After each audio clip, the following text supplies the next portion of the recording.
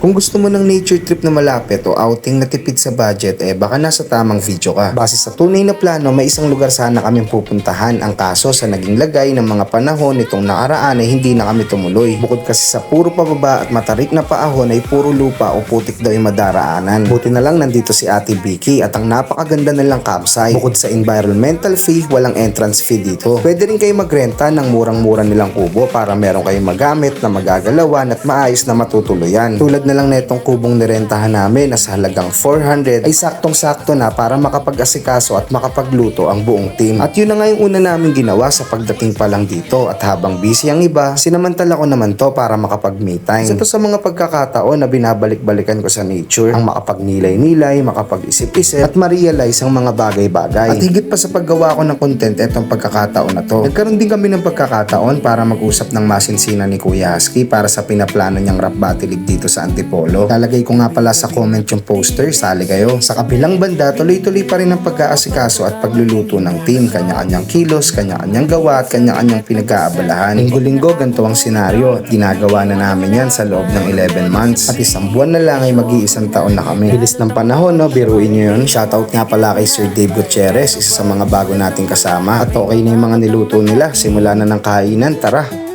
Mga anak na umaasa, pamilyang dapat kalingain. Mga kaibigang nagsasabing di ka pwedeng huminto, kahit alam mo ang iyong puso. Pagtapos kumain, sinamantala ko na agad tong pagkakataon na to para matesting kung gaano nga ba kalamig yung tubig dito sa ilog. At ang kagandahan dito, saktong-sakto lang, kumbaga hindi ka giginawin. Ang tawag nga pala sa ilog na to ay Lanatin River at napakalaki nito. Sobrang lawak na may iba't ibang spot na pwede mong paliguan. May mababaw, may malalim at may saktuhan lang. Ganda! Uhuy! Ganda! Sarap! Ang hinig ng labis, Pero mga katras!